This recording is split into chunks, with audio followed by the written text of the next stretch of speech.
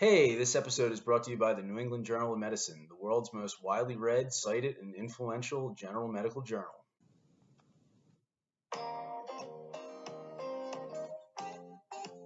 This is John Loughran Viewed Your Profile. This episode's guest is VP Media at CMI, Carla Edmunds.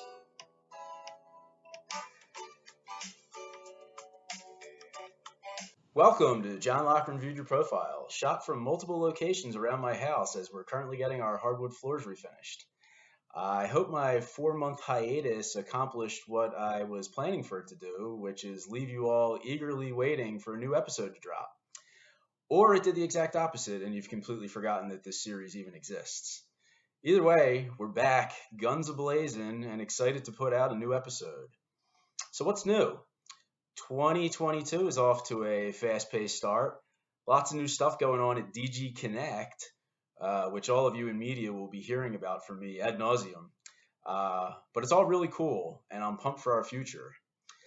What else? I just recently spent a couple days in Florida. Got to rock this super cool fanny pack, and I got my first good sunburn of the year in. So despite being about 15 pounds overweight right now, at least I'm happy that my burn is now turned into somewhat of a tan. It's NBA playoff time, and as of filming this intro, my beloved Philadelphia 76ers and their stud superstar Joel Embiid are leading their first round series. However, they're giving everyone in Philly anxiety that they might possibly be the first team in NBA history to blow a 3-0 series lead. Good stuff. Speaking of winners, the 2022 Nexus Rep of the Year Awards are coming up in June. I hear there are a lot of new wrinkles this year, like multiple award categories, including Rising Star, Established Star, and Grizzled Vet, or Seasoned Vet, as I believe what they're calling it. I believe I just barely sneak into that middle category by a couple of months, so next year I'll be one of those Grizzled Vets. It's kind of amazing how fast time flies by.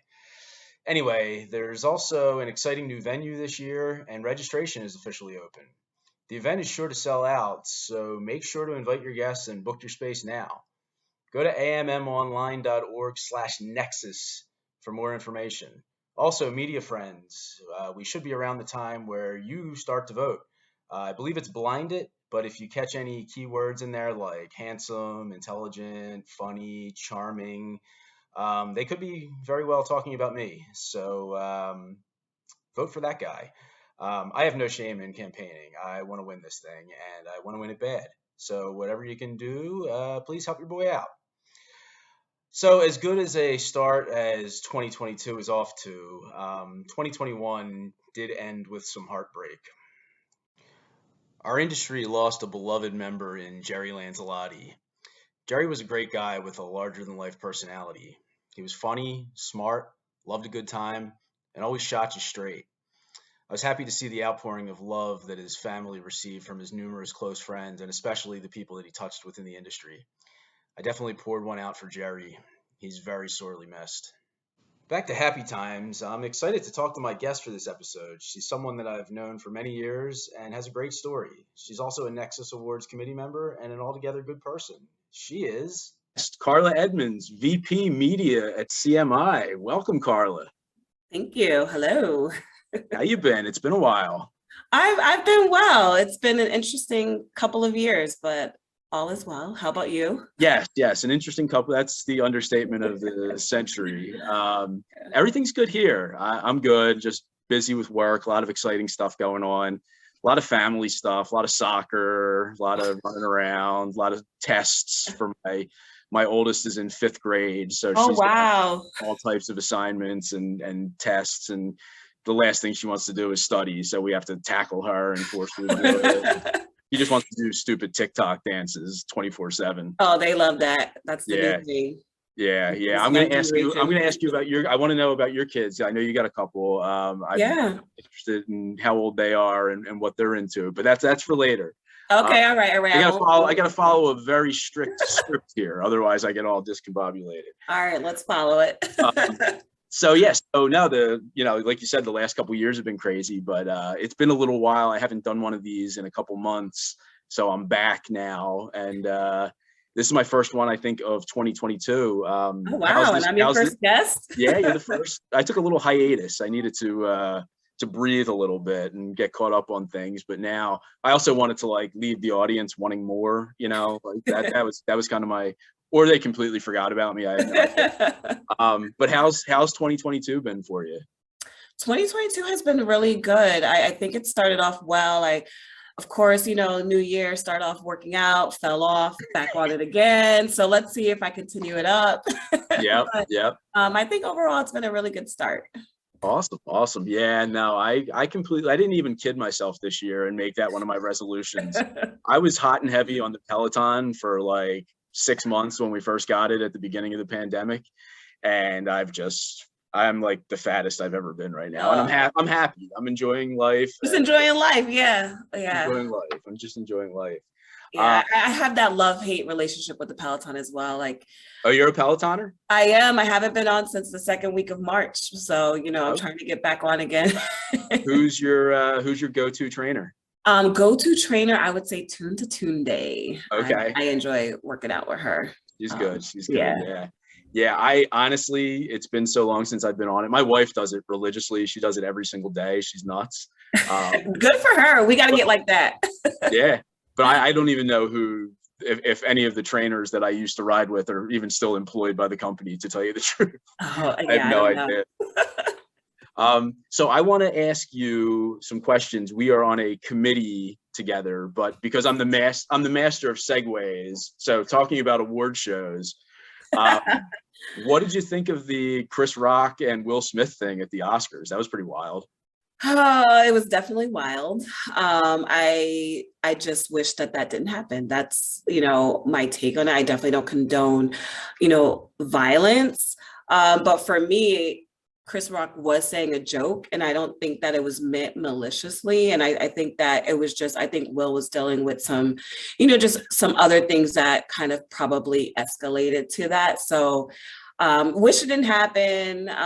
But, can't turn back the hands of time. Right. I hope that they, both can find some peace with one another in the future. But yeah. I'm sure they will. And I mean, I don't think Chris Rock knew that she had that condition, or he wouldn't have made that joke. But you gotta, he stood up for his wife. You gotta stand up for his wife. Yeah. He did stand up for her, but I wonder how she felt too. Like, she may not have wanted him to stand up that way from a violence perspective. But yeah. But I mean, it wasn't that violent. All he did was bitch slap. I know. You know what? I mean, maybe a punch would have been better, but Yeah. Anyway, all right. So that set the table for me to segue into another award show that we're both intimately involved with. Yes. The 2022 Nexus Awards. We're both on the committee for that, and God willing, that will be live on June 14th. Yes. In Jersey City. So people that aren't on the committee probably don't know how it works, but there's the big full committee. We meet monthly, and then there's little subcommittees. Yep. Which subcommittee are you on? This year, I'm on the awards committee. Okay, cool. So this year has been different than in the past. I mean, we got a new venue, which is awesome. Mm-hmm. There's also some new wrinkles to the awards. You want to talk for a second about what awards are being given out this year? Yeah, so we wanted to, as a committee, thought that maybe it'd be pretty cool to kind of switch it up. And so instead of just one person walking away, there's an opportunity for multiple people to walk away, and looking at the different levels of a rising star, if you're just coming up in the industry, and then also all the way up to a veteran, because we know that there still are some veterans. So it's a really good opportunity to just really be able to have multiple winners, but also at different levels, because again, this industry continues to grow. So we want everybody to have an opportunity, and then also to understand what the Nexus Awards are. I feel like everyone doesn't always participate or even understand. So I think this is just another way to continue to keep this going on. Yeah, that's awesome. I mean, I can definitely tell you that there are some veterans who have not won this award yet. Not saying me, and I'm not using this platform to campaign. to get your name out there. Just putting it out there. So that's cool. That's really cool. And I know there were some new wrinkles where like the publishers and rep firms could nominate their best of the best, and then media is going to vote, and then there's the jury, or not the jury. Is it the jury? Is that what they call it? Not the jury. You have now I want to say the jury, but no, you have judges. The judges. Team of judges. Sorry. And I think the great thing is, like, you know, everyone knows when you have a judge, the judge never knows who they're selecting because it's anonymous. And it's nice that we were able to still keep that factor in, although, you know, the publishers are nominating who they want on the ballot. When the judges come in, they still don't know. It's still going to be based off of what us media and the industry are, you know, putting forth, and any comments that we're putting. So I think it's still, you know, it still maintains some of the historic ways that, you know, the judges are still, you know, helping select who the winner would be. Yeah, it's awesome. I'm excited for it. It's right around the corner. I don't know when this is going to air. It should be soon, probably late April, early May, but definitely hyping it up, and hopefully everybody's getting registered and looking forward to seeing everybody, you know, live in person. It should be a pretty banging event. So yeah, I'm excited. It's been a while since we've had something in person. Absolutely. A big event like this. Yeah. So it should be a good turnout. So if you haven't registered, register now, because it's probably going to be sold out. And if you haven't voted, make sure that you vote. Yes. Rock the vote for sure. All right. Shifting gears. Says here you attended Fairleigh Dickinson, which is fairly awesome. I couldn't help myself. I'm sorry. We call it fairly ridiculous. Some of us, just because of the cost of going to college. It's a private school. So. It is fairly ridiculous. I've got two of them that will be going to school in about 8 to 10 years, and I can only imagine what college is going to cost. So come on, soccer scholarship. Right. Yeah. Where is Fairleigh Dickinson? It's in Jersey somewhere, right? Yep, it's in Jersey. They have 2 campuses. They have a Madison campus and a Teaneck Hackensack campus. I went to the Teaneck Hackensack campus. Okay, cool. Was it fun? Did you like it? Was it? Oh my gosh, I loved it. I think it was a party school, but not a party school how everyone would be like, oh, party. But we had our share of parties, pub nights on Wednesdays, weekend parties. We had our, you know, dorm parties. So we had some good time. Dorm? Okay, so you're having dorm parties, because I read that you were actually an RA for 2 years, right? I was an RA for 2 years. Yes. So keep kids out of trouble off campus, just have the parties in the dorms? I had the dorm parties before I became an RA. I became an RA my last 2 years. So I got all the dorm partying out, you know, prior to me coming in. Yeah. RA. That's awesome. What did you study? I originally studied business administration. I wanted to just go into business, but then I took a elective in communications. It was an advertising class, and that sparked my interest. So then I changed my major to communications and put business admin as my minor. Okay, communications was awesome. That was my major. I had a very good time while my accounting and business major friends were all doing homework. I was doing advertising projects and like acting classes and going out every night. Good time. See, that was me in the business though, because I did not change my major till my junior year. So that was like a late change. So I had to do like all the accounting, that macroeconomics. So that was not fun. But then when I did switch, I got to do some like video production and all of that and communications. I'm like, why didn't I choose this major to begin with? I know. It was so much fun. It was so much fun. It was so cool. We made so many like ridiculous videos for video production class, and wrestling, professional wrestling was big at the time. So our videos were so stupid, but a good time. You were definitely busy in college, and you know, not only being responsible by being the RA, but it also looks like you were the president of what was it called? The Nubian Ladies Making Vital Progress. Yes. Oh my gosh, that was such a fun time. I actually was the president one year, I was a vice president one year, and I was a treasurer one year. So that was an organization that I really got involved in when I first started at the campus. And there was really a group of, African Americans coming together and just really doing something good with the community. The great thing that I did like about Fairleigh is that we had a lot of different committees for different ethnicities.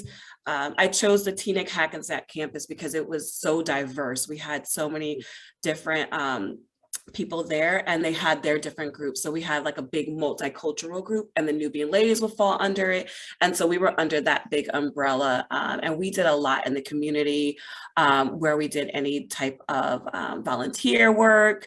We, raised money for the campus. We also threw parties, we threw fashion shows. One of our big thing that we did was fashion shows. And I really enjoyed that. And the putting parties and just having a good, fun, clean time with everyone. So those are just some of the things that we did. We did bake sales and just a lot of things around campus. That's awesome. No, that's great. That's really cool. I saw that on your profile and I thought that was really neat. So I definitely wanted to ask some questions about that. Okay, so you went to college. You were very responsible and did a lot of stuff. How did you then get started in our industry? What was your first?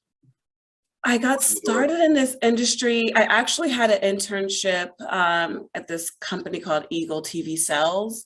And it was more so on the sales side and TV, where we would, kind of see commercials. So a 30-second spot, a 15-second spot. So I did an internship in that. And then they offered me a job right out of college. So that was like about 6 months. I didn't really feel that. And so then I left there and I was just looking online. And I knew that I wanted to get into media planning. I had met with just a few different people. Had no idea that there was pharma planning. I had my first interview at Connectix, which is is now CMI. That's a I know, I'm blast. taking it back. Nice. And Becky Frederick actually interviewed me, and she was responsible for paving the way to get me in the door. And so that's I think I found it like on Indeed or maybe Monster. I don't know if Indeed was even around then. I don't think Indeed was around back then, but Yeah, it was definitely like Monster and Career Builder. I remember having lunch with Monster and Career Builder when I was right out of school looking for a job. I spent every so it day. probably was like on one of those, and that's how I found it, and it sounded interesting, and so that's where I got my first start. And Renee Napoli was my first manager. Kind of groomed me and taught me most of what I know. That's awesome. Well, that's a good mentor to have. Yeah. So going over your profile, the thing that jumped out at me is that I think people that you work with must really like working with you, because anytime you leave a place for another opportunity, they seem to always want you back. You've boomeranged a couple times. I am a boomeranger. Yeah, that's great. I mean, I guess you can always go home again. Especially, I know you're now at CMI. You're not wearing a CMI shirt, are you? I am actually wearing a CMI shirt. Yeah, CMI love. My CMI love. Nice. Did they give you a boomerang when you came back? They did. It's actually downstairs. I wish I brought it up here to show, but I do have a boomerang. Yes. That's awesome. That's very cool. Very cool. Yeah. Speaking, again, master of segues. Speaking of going home, you're from Jersey, right? Yep. Okay. Correct. You moved to Atlanta for a while, right? I did. We lived in Atlanta for almost 5 years. Okay. Yeah. And then now you're back, right? Now back in Jersey. Now back in Jersey. Boomeranging jobs, boomeranging states. Just nice.